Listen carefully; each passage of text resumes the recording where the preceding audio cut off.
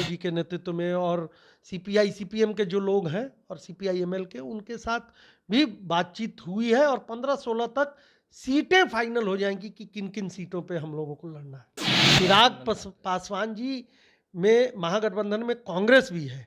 यहाँ हमारी भूमिका छोटी हो सकती है, लेकिन देश स्तर पे अगर देखा जाए, राष्ट्रीय स्तर पे देखा जाए, तो अग्रणी भूमिका गठबंधन की, तो उनको, उनके स्वागत के लिए हम लोग तैयार हैं। उनके लिए अगर वो हमारी तरफ रुख करते हैं तो हमारा नेतृत्व उनसे बात करने को तैयार है। हम लोग यहाँ उनको मान के चलिए कि मतलब 7 से 8 सीट का ऑफर है। 8 सीट दे दीजिए चिराग नहीं नहीं, 8 सीट एक संभावित बात बोल रहे हैं, वो 6 भी हो सकती हैं, 7 उनसे ज्यादा होगा। और अति पिछड़ों में निषाद नहीं आते हैं, बिंद नहीं आते हैं, बिलदार नहीं आते हैं, नुनिया नहीं आते हैं, सहनी हो, केवट हो, सब लोगों को गिना गया। नमस्कार, मेरा नाम प्रेम है और आप लाइव स्ट्रीम देख रहे हैं। एक ओर जहां इंडिया गठबंधन है, वहीं दूसरी ओर एनडीए गठबंधन। इसी वर्ष लोकसभा के चुनाव भी होने पर सीटों का फॉर्मूला अभी भी तय नहीं हो पाया, ना ही इंडिया ब्लॉक में और ना ही एनडीए गठबंधन में। बात करने के साथ कांग्रेस का कद्दावर नेता है, विधायक है संतोष मिश्रा। कैसे देखते हैं, चुनाव सर पे है, सीटों का बंटवारा नहीं हुआ अभी तक? नहीं, हमारे यहाँ तो कन्फ्यूजन नहीं है इस चीज़ को लेके। जहाँ कन्फ्यूजन है उन पर ये सवाल ज़्यादा, मतलब उनसे पूछना ज़्यादा लाजमी है। हम लोग के यहाँ कोई कन्फ्यूजन नहीं है। सीट शेयरिंग जो है 15 से 16 तारीख के बीच में, 15 या 16 दोनों दिन 15 या 16 मार्च, हाँ, ये 15-16 मार्च, आज 12 है, 15-16 मार्च तक सीट शेयरिंग का आंकड़ा आपको पता चल जाएगा कि बिहार में राजद को कितनी सीटों पर लड़ना है, कांग्रेस को कितनी सीटों पर लड़ना है, सीपीआई एमएल, सीपीआईएम और सीपीआई को कितनी सीटों पर लड़ना है, जो अभी गठबंधन का हम लोगों का स्वरूप है। तो सीट शेयरिंग का, चूंकि हम लोगों से यहाँ प्रदेश नेतृत्व ने, प्रदेश इकाई ने हमारे प्रदेश अध्यक्ष ने केंद्रीय नेतृत्व को किन किन सीटों पे, जो संभावित सीटें हैं हमारी जहां हम लड़ सकते हैं, हाँ, वो सीटें हमसे मांग ली गई हैं। उसका दो से तीन बार कम से कम उस पर डिस्कशन हो चुका है और वो हमारे केंद्रीय नेतृत्व के पास हमारी सीटों का आंकड़ा है। उनका हमारे जो कोऑर्डिनेशन, केंद्रीय कोऑर्डिनेशन कमेटी है, समन्वय समिति एक बनी हुई है, वो समन्वय समिति उनके जो राजद के केंद्रीय समन्वय समिति के मनोज झा जी हैं और अन्य लोग हैं, तेजस्वी यादव जी के नेतृत्व में, और सीपीआई सीपीएम के जो लोग हैं और सीपीआई एमएल के, उनके साथ भी बातचीत हुई है और 15-16 तक सीटें फाइनल हो जाएंगी कि किन किन सीटों पे हम लोगों को लड़ना है। यानी शकील अहमद खान, अखिलेश प्रसाद तमाम लोग हैं जो बंद लिफाफा दिल्ली पहुंचा दिए कि हमारा ये सीट जी हाँ, जी हाँ, ऐसी 12 सीटों को, 11 से 12 सीटें हैं जिसका कि 12 सीट पर चुनाव लड़ने जा रही है कांग्रेस। नहीं, लड़ने जा रही है नहीं, वही तो मैं कह रहा हूं कि ये चीज 15-16 तारीख तक तय हो जाएगा कि हमको कितना मिलना है। हमने अपनी जो संभावित सीटें हैं जहां हम लड़ सकते हैं, ऐसी 12 सीटों को चयन करके, कौन कौन वो 12 सीट? नहीं, अब ये बताना तो ऐसा अभी बहुत जल्दीबाजी होगी, हाँ, लेकिन आप देख सकते हैं बहुत सारी सीटें ऐसी हैं, आपको जल्द भी वो खुलासा हो जाएगा कि कांग्रेस 15 से 16 तारीख तक मुझे पूरा विश्वास है। क्योंकि आप देख रहे हैं कि हमारा केंद्रीय नेतृत्व, कल भी सीईसी का बैठक हुआ था, इसके पहले 7 तारीख को भी सीईसी का बैठक हुआ था, और फिर अगली जो सीईसी की बैठक है जिसमें कि कल वाले में 60 सीटों का चयन हो गया, मतलब 60 सीटें निर्धारित हो गई हैं, मध्य प्रदेश, राजस्थान, गुजरात और दमन दीव का की सीटें निर्धारित हो गई हैं। अगली बैठक में हम लोग मतलब कि मोटा मोटी 100 सीटों का 20 तारीख को जो अगली बैठक है सीईसी की, सेंट्रल इलेक्शन कमेटी की, वो 20 तारीख को है, मतलब वो तारीख तय है, तब तक बिहार की भी सीटें आ जाएंगी। संतोष मिश्रा जी, लगातार सवाल चिराग पासवान को लेकर उठते हैं, मुकेश सहनी को लेकर उठते हैं, और जब फ्लोर टेस्ट हो रहा था तो जीतन राम मांझी को भी सीएम बनाने का ऑफर दिया गया था। चिराग पासवान को लेकर आप लोग क्या सोचते हैं? क्या आप लोगों की तरफ झुकाव है? क्या आप लोग उनका स्वागत कीजिएगा? महागठबंधन की तेजस्वी यादव की दरवाजा खुले हुए हैं? नहीं, तेजस्वी यादव का निश्चित रूप से दरवाजा खुला हुआ है, ये कोई कंफ्यूजन नहीं है हम लोगों के बीच में। हाँ, लोग, ये केवल एनडीए गठबंधन के लोग कंफ्यूजन पैदा करना चाहते हैं। दोनों नेता युवा नेता हैं, तेजस्वी जी को बिहार में राजकाज देखना है।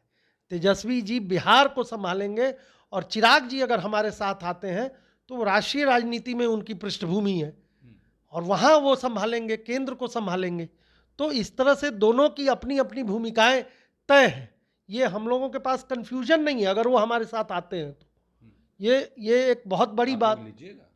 नहीं, निश्चित रूप से हमारा दरवाज़ा उनके लिए खुला है। वो हमारे लिए एसेट ही हो सकते हैं, वो हमारे लिए एसेट हैं।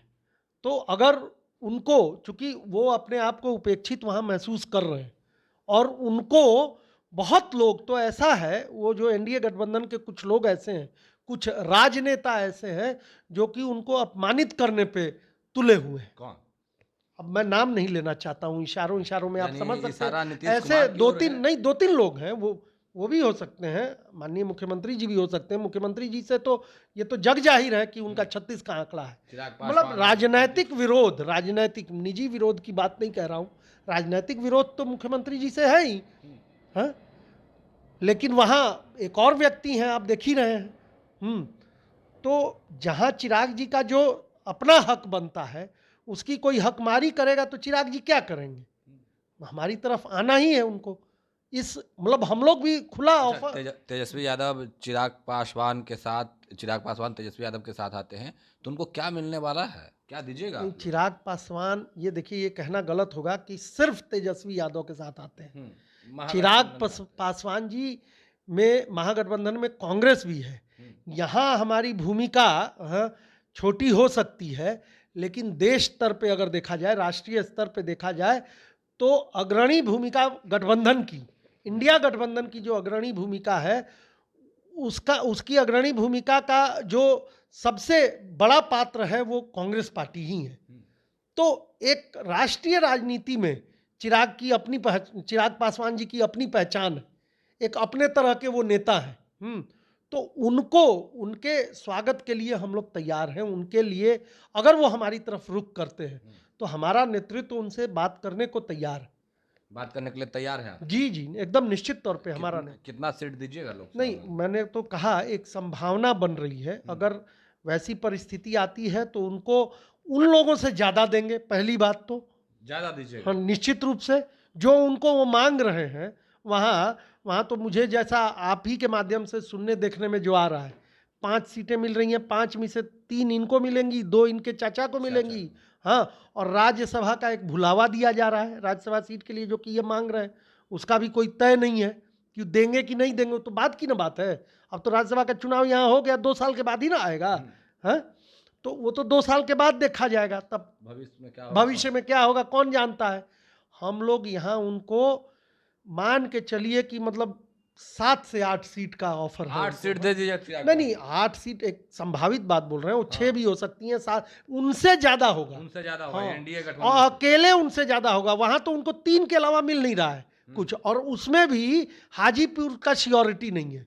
हाजीपुर जिस सीट को चिराग चाहते हैं, उनके पिता की यादें हैं वहाँ, उनको श्रद्धांजलि देने के तौर पे, तो महागठबंधन भी रामविलास पासवान जी को श्रद्धांजलि देते हुए वो हाजीपुर सीट भी उनके लिए सुनिश्चित करेगी। चलिए, चिराग पासवान का तो आपने बता दिया।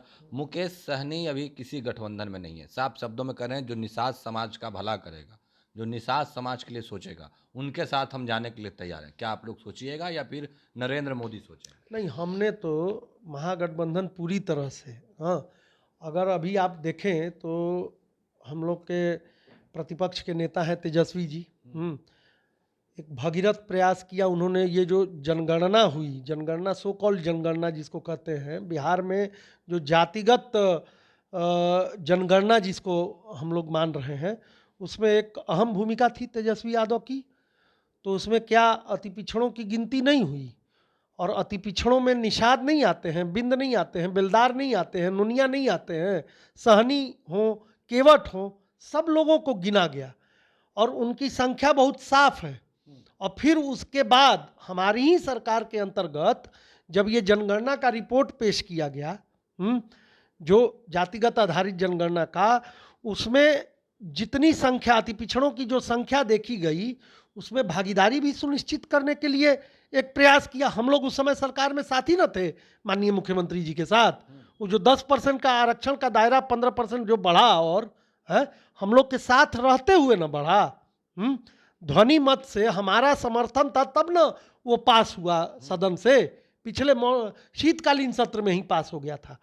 तो सबसे ज़्यादा अगर ऐसे अति पिछड़ा समाज के लोगों की, और हम लोग चिंतित हैं जिस चीज़ की बात कर रहे हैं मुकेश सहनी जी घूम घूम के, जिस अपने समाज के जिन अधिकारों की, अपने समाज के जिन भागीदारियों की, और अपने समाज में जिस तरह का भी आरक्षण वो चाहते हैं, मैं श्योर करना चाहता हूं कि वो चीजें जो महागठबंधन उनके लिए कर सकता है वो दूसरा कोई नहीं कर सकता। दूसरा कोई नहीं कर सकता। आखिरी सवाल, उनको कितने सीटों तक का ऑफर मिल सकता है? नहीं, संभावना अभी इसके बारे में देखिए, उनके बारे में बहुत ज़्यादा नहीं। पिछली बार जो पिछले गठबंधन में वो जो लड़े थे, शायद 2 या 3 सीट पे लड़े थे, मुझे जहाँ तक याद है 2 सीट पे लड़े थे।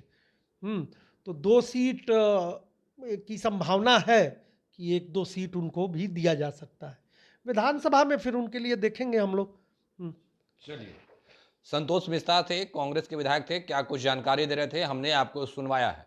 फिलहाल के लिए इतना ही, बने रहे लाइव स्टूडियो से। धन्यवाद।